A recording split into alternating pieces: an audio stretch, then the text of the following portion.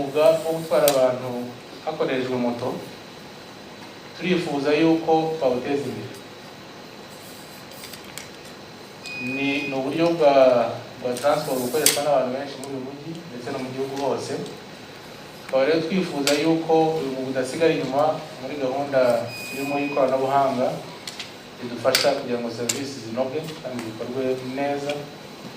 Ariyo mpamvu iyi gahunda yakozwe. Kugira ngo gahunda ishoboke nuko hatangwa umubazi abamotari bakazibona ndetse hagashyirwaho n'igiciro gikoreshwa kuko umubazi igomba kugira ahantu ishingira kugira ngo ibaye igiciro. Icya mbere nuko bizadufasha kuvanaho ubucirikanye. Ubundi iyo umuntu agiye gufata moto haba umwanya wo kunegosiya ugasanga utakaje umwanya bakaba ujya mu rugendo ujya muri gahunda zawe urimo gucirikanya.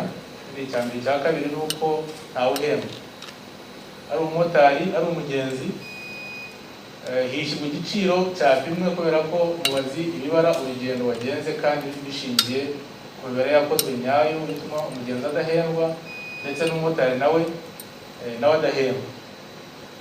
Urumva rero icyo gihe buri muntu wese agahita abyungukiramo. Ikindi ni uko ushobora noneho kuba wahamagara moto nk'uko uyu munsi ushobora guhamagara taxi bati ukoresheje telefoni. Icyo gihe nanone bizaba bishoboka ko umuntu yahamagara moto akoresheje telefoni cyangwa se ikoranabuhanga kugira ngo bimugereho bimujyane mu rugendo yifuza. Ikindi ni uko umutekano w'umugenzi n'umumotari uzaba wizewe kubera yuko haramutse habaye ikibazo icyo gihe umuntu yakoresha iyo mubazi gusubira inyuma ngo arebe urugendo uko byagenze.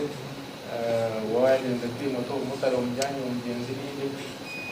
Tukaba twumva rero ikibazo cy'umutekano cyari ingenzi ku bagenzi ndetse no ku mumotari kuko nawe ashobora kuba yatwaye umugenzi amuteje ibibazo by'umutekano muke.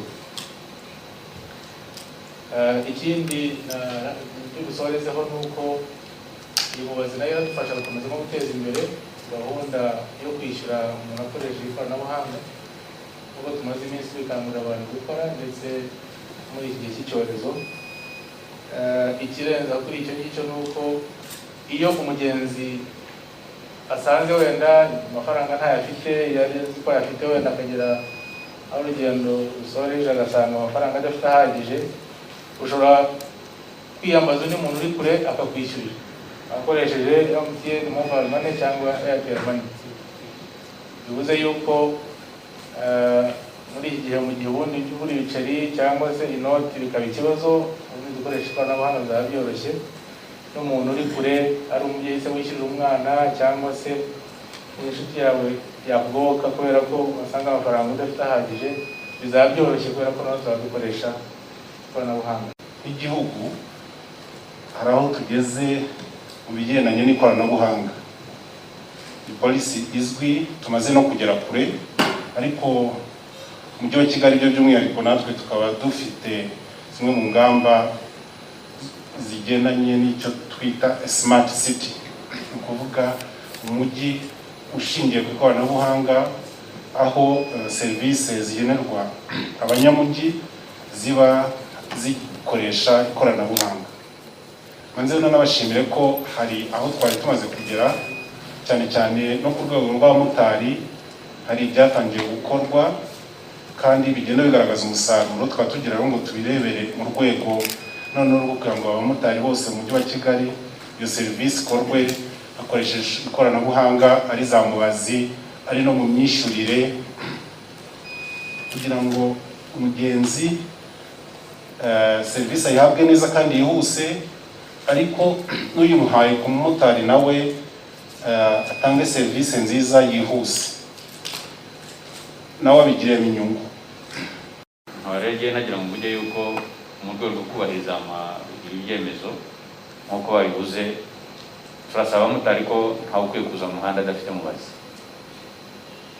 Ni ikintu gikomeye cyane kuko amakuru dufite nuko iyi gahunda imaze igihe bayihuguriwe bayibwiwe n'abayobozi babo bari ahangaha, habaye inama nyinshi zitandukanye niba batwumva rero cyangwa se n'abamaze iminsi babibwirwa bakwiye kumva yuko izi tariki zikwiye kugera gahunda zabo bazinogeje bazikoze neza ku buryo babuzuza inshingano zabo cyangwa se ibyo basabwa. Icya kabiri ni ugusaba abagenzi cyangwa se abanyarwanda bagendera kuri moto. Turabizi yuko mu by'ukuri nubwo tuba tubona abamotari rimwe na rimwe bafite imyitwarire yabo, ariko uruhare rw'abagenzi rugenda rwo ni ingenzi. Kubahiriza ibyemezo byafashwe n'inzego zibifitiye ububasha kugira ngo bafashe n'abandi babishyira mu bikorwa kugira ngo babishyire mu bikorwa. Bivuze iki? Bivuze yuko umugenzi nawe akwiye kuza kuri moto yiteguye, icyo gihe kikagera nawe yiteguye azi ibyo asabwa n'uko agomba kubikora, ku buryo tudasanga umumotari, hari abajya batubwira bati ariko umugenzi namubwiye ngo abe mobile money we anyishyure kuri mobile money waranga. Ariko icyo gihe tubwira umumotari kuki we wemeye kandi niwe ugomba kugira ngo wishyurwe. Rero bagomba no kumubwira uti yewe nta nubwo ni bugutwaye. Ubu rero twizeye ko nta mugenzi uzajya mu muhanda cyangwa ushaka moto avuga ati ariko yewe ndashaka itariho mubazi. Icyo gihe umumotari azamwangira ati yewe ntabwo mbyemeye, kubera ko nagera umuhanda adafite mubazi tuzamufata. Ariko kuba natwe twasizwe umurongo w'abatwara transport, nimba esansi yazamutswe tukongerwa igiciro, yamanuka ikamanuka, ari umuturage gutega moto umukiriya wacu nawe akabyungukiramo n'umumotari ntahombe. Urumva ko turi kugera ku rwego rwiza rwo gukora mu buryo bwa kinyamwuga kandi tugakora tuzwi. Ari nayo mpamvu mu ngamba zose tugomba gufata kugira ngo twirinde gukwirakwiza icyorezo zatuma dukoresha ikoranabuhanga nk'uko ryadufashije twese twarabibonye abanyarwanda. Abamotari biteguye nabo kubyubahiriza kugira ngo dukore mu buryo bwa kinyamwuga.